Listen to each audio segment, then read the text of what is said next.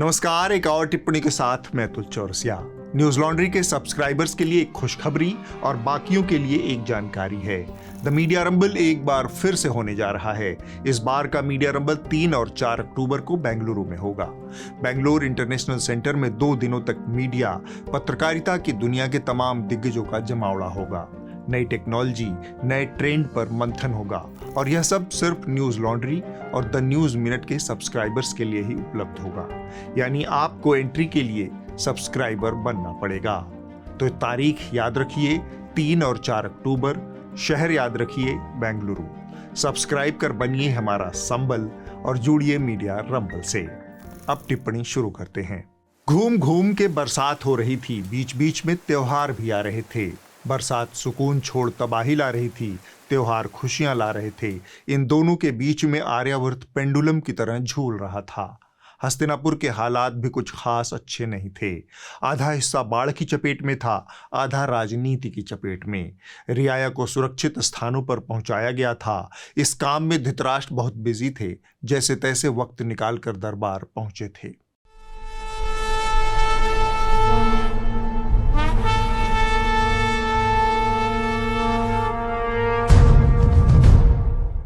धृतराष्ट्र दरबार में आए तो थे, लेकिन उनके मन में आर्यावर्त की चौतरफा बाढ़ ही घूम रही थी। दूसरी तरफ संजय थे, जो दरबार में बैठे बैठे कबीर दास का एक दोहा गुनगुना रहे थे। ध्यान से सुनने पर दोहा जो पकड़ में आया वो कुछ यूं था: अति का भला न बोलना, अति की भली न चूप, अति का भला न बरसना, अति की भली न धूप। धृतराष्ट्र ने पूछा, इस दोहे का अर्थ क्या है संजय? तब संजय ने दोहे की संदर्भ सहित व्याख्या की। महाराज, किसी भी चीज की अधिकता अच्छी नहीं होती। जैसे न तो बहुत अधिक बोलना, न बहुत अधिक चुप रहना, न बहुत अधिक वर्षा अच्छी है, न बहुत अधिक धूप। अर्थात यह लोकोक्ति हमें जीवन में संतुलन और संयम का पाठ पढ़ाती है। यह सुनते सुनते धृतराष्ट्र के मन में शंका के कुछ सवाल कूदने लगे। संजय बिना मतलब तो यह लोकोक्ति नहीं गुनगुना रहा होगा, जरूर इसके पीछे इसकी कोई मंशा छिपी होगी। यह ख्याल आते ही धृतराष्ट्र ने संजय से पूछा, तो आज इसे रटने की क्या वजह है? पहले तो संजय ने टालने की गरज से कहा, महाराज आप तो देख ही रहे हैं कैसे चारों तरफ बारिश ने कहर मचा रखा है।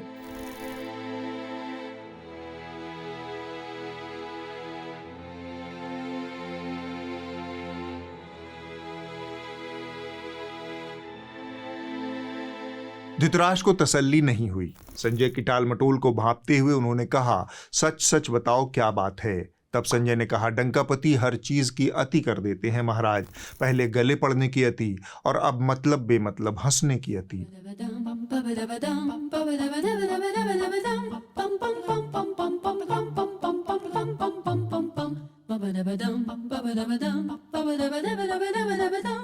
संजय ने अपनी बात जारी रखी, महाराज समझ में नहीं आता कि डंकापति को यह बात कोई समझाता क्यों नहीं कि बेमतलब नहीं हंसना है। दीगर मौकों पर खुद डंकापति इस बात के कायल रहे हैं कि हर चीज की एक सीमा होती है। जैसे खाने में नमक चुटकी भर ही काम आता है, मुट्ठी भर नहीं। यह बात स्वयं डंकापति मानते आए हैं। न्यायेन राज्यम लवणेन भोज्यम। धृतराष्ट्र ने ठंडी आह भरते हुए कहा, अब जो बीत गई सो बात गई। धृतराष्ट्र यह बात बोल ही रहे थे कि उन्होंने पाया संजय एक नया गाना गाने लगा है, जिसके बोल कुछ यूं थे: तुम्ही ने दर्द दिया है, तुम्ही दवा देना गरीब जान के। धृतराष्ट्र को लगा कि संजय कुछ बताना चाहता है। उन्होंने आदेश दिया, जो कहना है वह साफ साफ कहो। संजय फिर किसी और टेंजेंट में चले गए।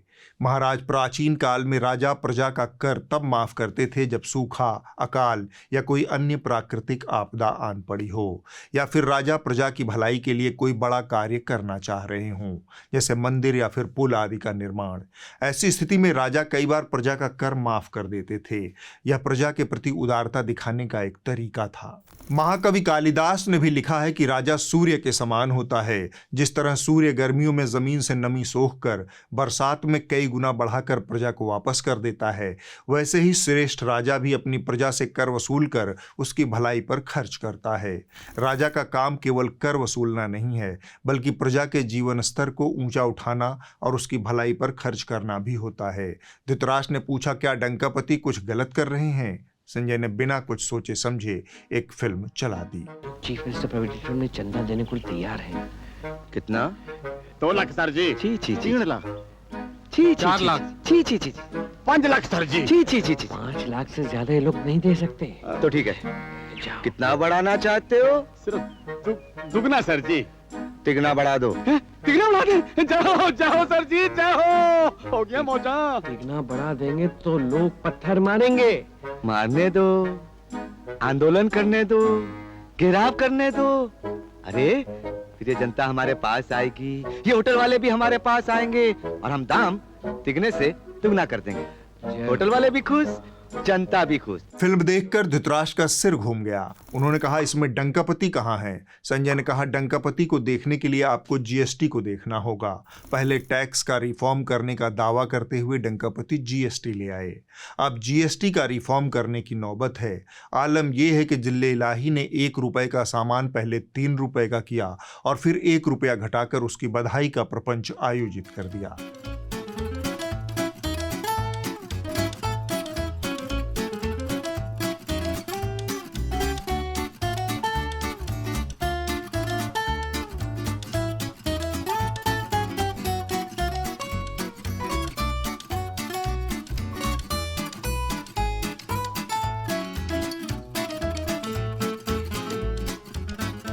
यही रौला डंकापति के दरबारी खबरिया चैनलों पर भी कटा हुआ है।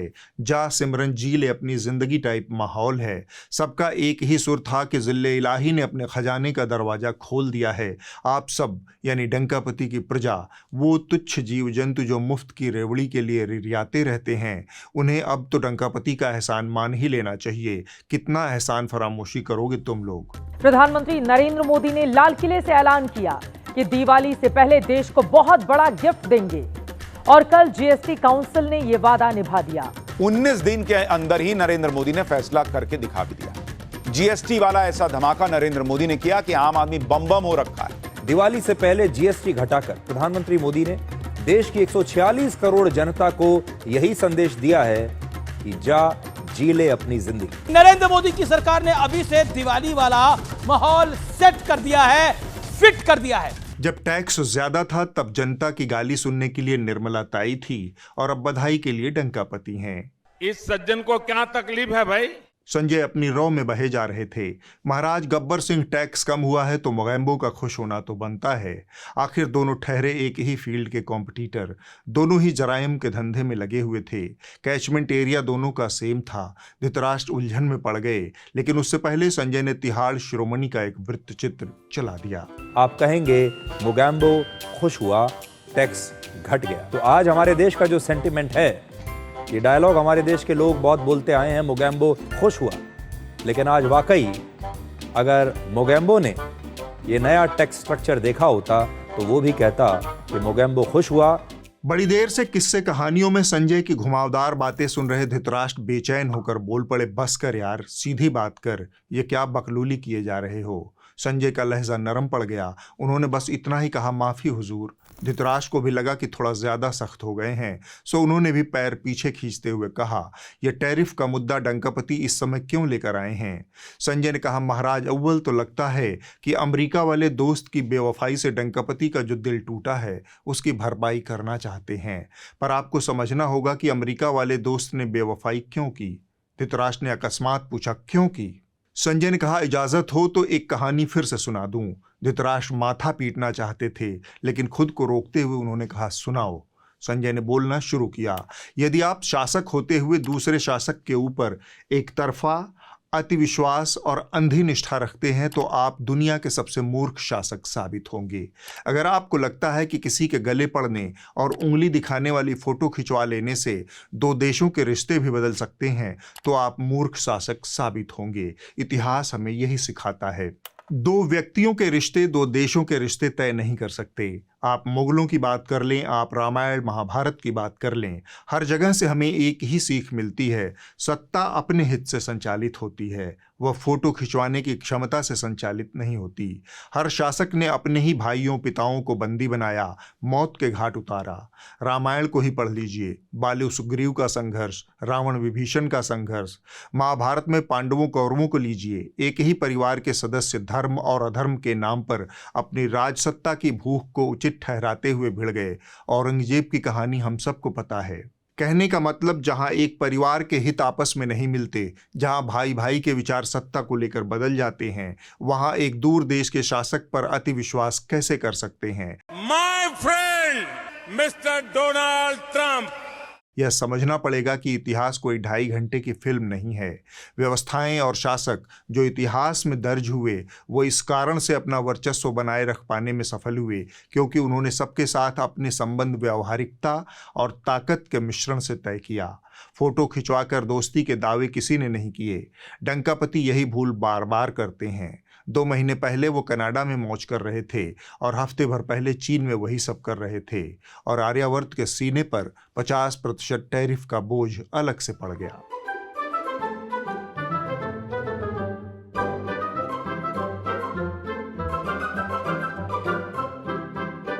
डंकापति की हील हुज्जत होता देख धृतराष्ट्र का बन भर आया। उन्होंने बस इतना ही कहा, देखना डंकापति के सम्मान और बधाई में कोई कमी न रह जाए। सभा ने संवेद स्वर में डंकापति का उद्घोष किया। इस आश्वासन से गदगद हुए धृतराष्ट्र ने तत्काल सिंहासन छोड़ा और अंतःपुर को लौट गए। धृतराष्ट्र संजय संवाद में इस हफ्ते बस इतना ही। गए हफ्ते एनडीटीवी को सूतक लग गया। सूतक बोले तो ग्रहण। वैसे जानकार बताते हैं कि एनडीटीवी को सूतक तभी लग गया था जब इसका मालिकाना हक अडानी समूह के हाथों में गया था। तब से अब तक यह सूतक अपना पैर पूरी तरह पसार चुका है। सूतक की अवस्था में एनडीटीवी ने जो उपाय अपनाने को कहा वह जान लीजिए। ग्रहण को सीधे देखने से बचे, पर घर पर रहे, ज्योतिष ये कहता है, नहीं तो दूषित किरणों से आंखों पर असर पड़ सकता है। ग्रहण के समय खाना बनाना या खाना खाना ठीक नहीं है। ग्रहण के नकारात्मक असर से खाना दूषित हो जाता है। ग्रहण सेहत पर बुरा असर डाल सकता है, ज्योतिष ये भी कहता है, इसलिए सावधानी रखें और मंत्रों का जाप करते रहें। साथ ही आपको बताऊं, ग्रहण के समय गर्भवती महिला अगर बाहर निकलती है तो होने वाले बच्चे की सेहत पर असर पड़ सकता है, ज्योतिष ये कहता है। खाना पकाना 9 घंटे के लिए बंद रहेगा। पके हुए खाने में तुलसी दल डाला जाएगा। मंदिरों के कपाट बंद रहेंगे। 2 स्वयंसेवक सुबह की शाखा से निकलते हुए यही वीडियो देख रहे थे और ग्रहण से निपटने के उपायों पर विचार कर रहे थे। तभी एक स्वयंसेवक ने कहा, मित्र, यह एंकर तो विधर्मी है, इसका नाम सैयद सुहेल है, क्या इसे सनातनी परंपराओं और मूल्यों का तनिक भी ज्ञान होगा? प्रश्न बहुत ज्वलंत और वाजिब था। दूसरे स्वयंसेवक ने कहा, रुकिए बंधुअर, देखता हूं कि गुरुजी ने सनातन ज्ञान पुस्तिका में इस दुविधा का क्या निराकरण किया है। इसके बाद वो जेब से गुरुजी की सनातन ज्ञान पुस्तिका निकालकर उसके पन्ने पलटने लगा। थोड़ी देर बाद स्वयंसेवक ने शंका का निवारण करते हुए कहा, ये सब अपने ही लोग हैं। मध्यकाल में जब मलेच्छों का प्रभाव बढ़ा तब इन लोगों ने अपना नाम बदल लिया। आज के सैयद और शेख ही पुराने जमाने के ब्राह्मण और राजपूत थे, इसलिए चिंता करने की कोई बात नहीं है। सरसंघ चालक ने भी अब बोल दिया है कि भारत की भूमि पर रहने वाला हर व्यक्ति हिंदू है, चाहे पूजा पद्धति अलग क्यों न हो। जो भारत को अपनी माता मानता है, मातृभूमि मानता है, जो भारत की इस विविधता, अपने एकता वाली संस्कृति को जीना चाहता है, उसके लिए प्रयास करता है। वो पूजा किसी की करे या ना करे, भाषा कोई बोले, खान पान रीति रिवाज कोई हो, वेशभूषा कोई हो, विचारधारा कोई हो, लेकिन वो सब हिंदू है। यह सुनकर शंकालु स्वयंसेवक आश्वस्त हो गया। दोनों ने सूतक की चर्चा छोड़ तूतक तूतिया वाला गाना अपने मोबाइल पर लगा लिया। दोनों गाने का मजा लेते हुए, लाठी लहराते हुए आगे बढ़ गए।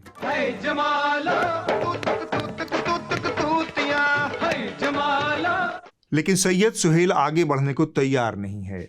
पुराने चैनल रिपब्लिक भारत का असर इतना गहरा है कि भाई एनडीटीवी से तालमेल ही नहीं बिठा पा रहा।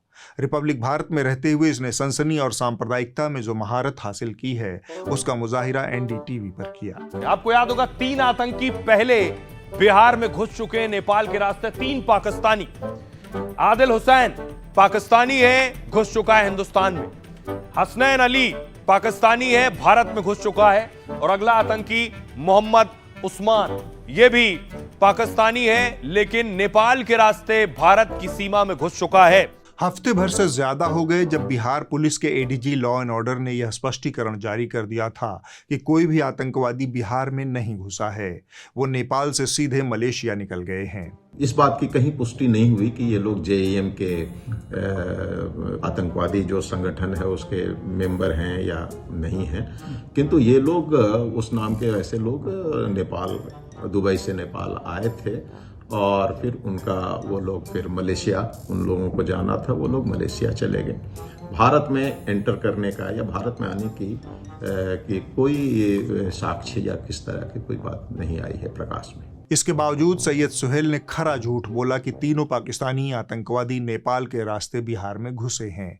इसी तरह प्रोपेगेंडा फिल्मों के पोस्टर बॉय बन चुके विवेक अग्निहोत्री के साथ एक इंटरव्यू में भी सुहेल का रायता फैल गया। सुहेल ने दावा किया कि उनके चैनल पर कोई हिंदू मुसलमान वाली डिबेट नहीं होती। विवेक का कहना था कि होती है। 24 घंटे आप लोगों की चैनल पे हिंदू मुस्लिम डिबेट होती है, 24 घंटे होती है, ऐसा कोई दिन नहीं जिस दिन नहीं होती है। होती है कि नहीं होती है? सही बोल रहा हूँ, गलत बोल रहा हूँ? हमारे एनडीटीवी पर तो नहीं होती। सब अभी नहीं होती होगी, कुछ दिनों से पहले तो होती है। पहले भी नहीं हुई कभी, पहले भी नहीं हुई कभी। ये कुछ वीडियो हैं, इन्हें देखिए और आप खुद ही तय कीजिए कि होती है या नहीं होती है। जैसे बंगाल का हुआ वैसे पूरे इस्लाम कंट्री बनाएंगे इन्हीं का डिबेट में मैंने सुना है कि इस तरह से ये खुद ही वक्त अपना रखते हैं। वो ये क्या इस हमारे भारत भूमि की रक्षा में ये कभी सम्मिलित होंगे? इतिहास उठा के देखिए, सनातन धर्मावलंबी ने कभी आक्रमण नहीं किया। आक्रमण हुए मुसलमानों की ओर से। शोएब जमीई साहब अभी आप आरंभ कर रहे थे और उन्होंने बहुत बड़ी बातें बोली। अरे भाई, वास्तविक तौर पे बात समझो ना, विश्व में 99% जो घटनाएं घट रही हैं वो कौन है? पहले भी यही मानता था, आज भी यही मानता हूँ कि सनातन धर्म भारत का राष्ट्रीय धर्म है। सनातन धर्म मानव मात्र का धर्म है। एक समय में संजीदा और तथ्यात्मक खबरों का ठिकाना रहा एनडीटीवी अब टीआरपी और सनसनी वाली पत्रकारिता का नया केंद्र बन गया है। बाकियों से ज्यादा नीचे गिरने की प्रतियोगिता में यह चैनल सीधा जातिवाद की बहस और उसके परचम को लहरा रहा है। अमेरिका में ब्राह्मणवाद पर यह शो देखिए। दरअसल जो ट्रंप के सलाहकार साहब हैं, ये भारत के ब्राह्मणों पर अटैक कर रहे थे, लेकिन अब इनकी पोल खोलते हैं। 2017 में गूगल ने तमिल ब्राह्मण पिचाई को सीईओ बनाया। माइक्रोसॉफ्ट के सीईओ सत्या नडेला तेलुगु ब्राह्मण है। नील मोहन दिग्गज टेक कंपनी यूट्यूब के सीईओ ब्राह्मण है, भारतीय ब्राह्मण। अमेरिकी कंपनी में एडोब के सीईओ तमिल ब्राह्मण शांतनु नारायण है। आईबीएम के सीईओ भारत के एक तेलुगु ब्राह्मण ही हैं, अरविंद कृष्णन। अगली खबर भी खबरिया चैनलों के अंडरवर्ल्ड से ही है। बहुत से एंकराएं और खबरिया चैनल इस दौर में या तो दरबारी गीत गा रहे हैं या फिर हिट जॉब कर रहे हैं, यानी असाइनमेंट मिला और टारगेट को ठोंक दिया। अब हम जिस खबर की बात करेंगे वो पत्रकारिता का हिट जॉब है। चैनल समय समय पर ऊपर से मिले आदेशानुसार कैसे पलटी मारते हैं, इसका उदाहरण तो आपने बीते दिनों बार बार देखा होगा। जब मोदी जी अमेरिकी राष्ट्रपति डोनाल्ड ट्रंप के साथ अब की बार ट्रंप सरकार कर रहे थे, तब ये खबरिया चैनल ट्रंप और मोदी जी की दोस्ती का बखान करते नहीं थकते थे।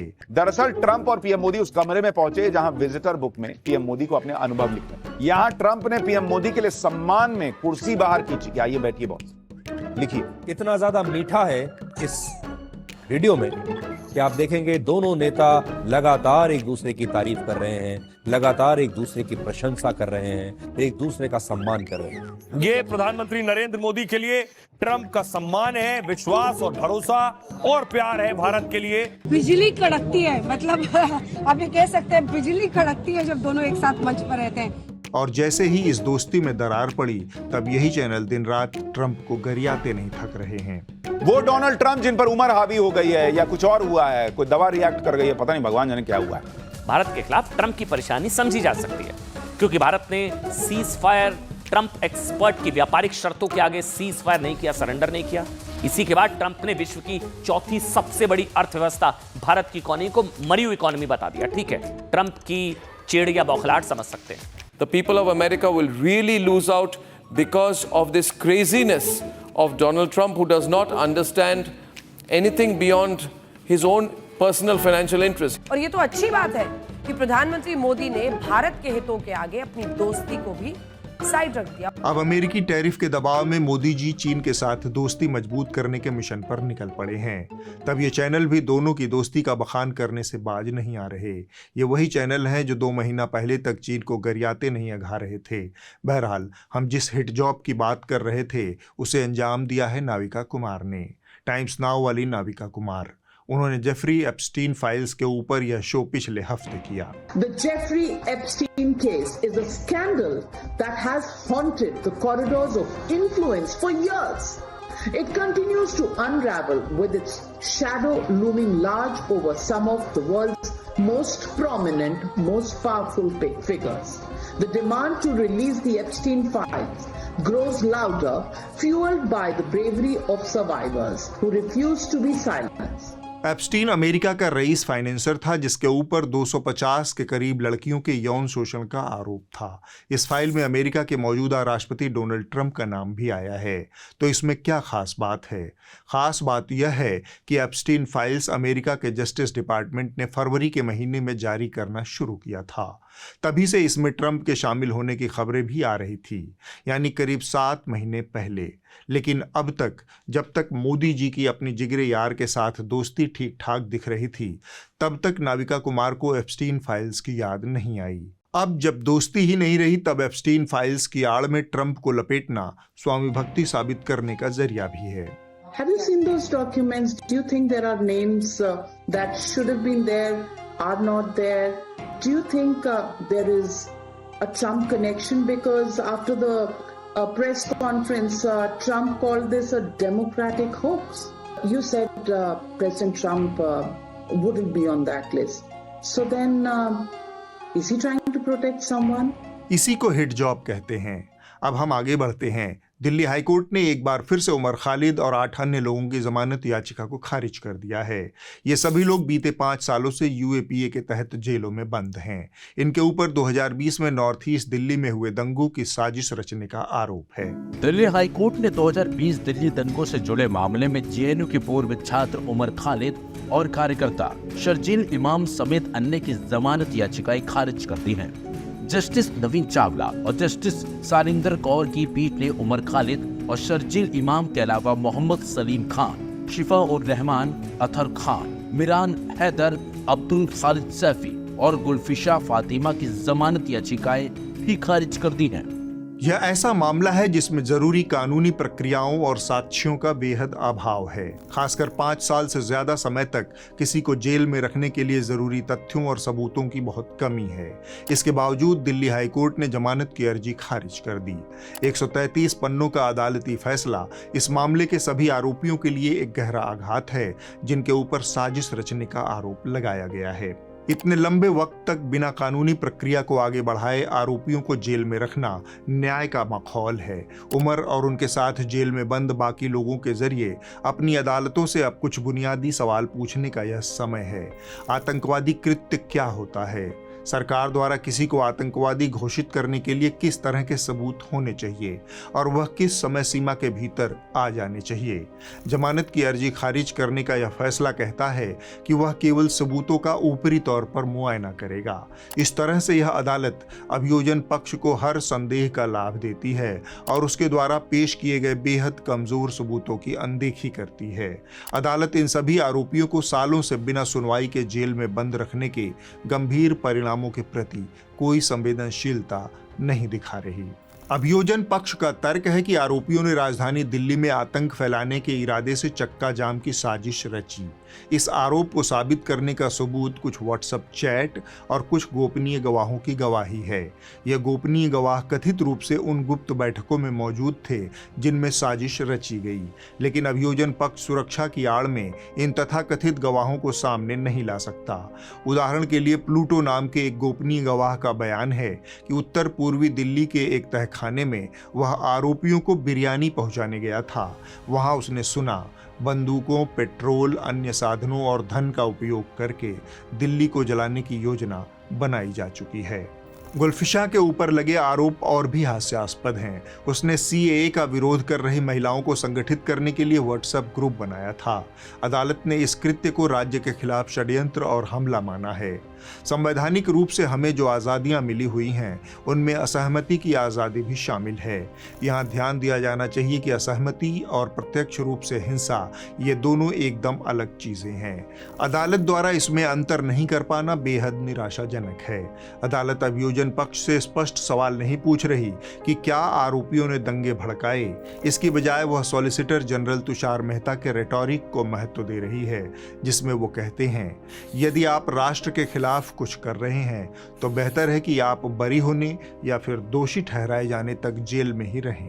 पिछले 3 सालों से जमानत का यह मामला दिल्ली उच्च न्यायालय में एक पीठ से दूसरी पीठ तक घूमता रहा। सुप्रीम कोर्ट ने एकाधिक मौकों पर यह गाइडलाइन भी दी है कि जमानत नियम है, जेल अपवाद हैं। इसके बावजूद हम पाते हैं कि दिल्ली हाईकोर्ट सुप्रीम कोर्ट के उन शब्दों पर खरा नहीं उतर पा रहा। दिल्ली दंगों के मामले में न्याय को विफल होने से रोकना अदालत की प्राथमिकता होनी चाहिए। अब आप इस हफ्ते की रिपोर्ट देख लीजिए। जो कही जा रही थी बातें कि अंदर में भी सोशल डिस्टेंसिंग। इस हफ्ते की रिपोर्ट खबर लहरिया से है। यह बुंदेलखंड के महोबा जिले में स्थित तेंदुही गांव की खबर है। गांव में लगभग 2.5 लाख की लागत से बना सार्वजनिक शौचालय पिछले 5-7 सालों से बंद पड़ा है। गांव के लोग मजबूरी में खुले में शौच करने जाते हैं और देश का दावा है कि वह खुले में शौच से मुक्त हो चुका है। जो ये शौचालय बना हुआ है, इसमें आप यूज करती हैं कि नहीं? नहीं करती। कहाँ जाती हैं? बाहर जाते हैं।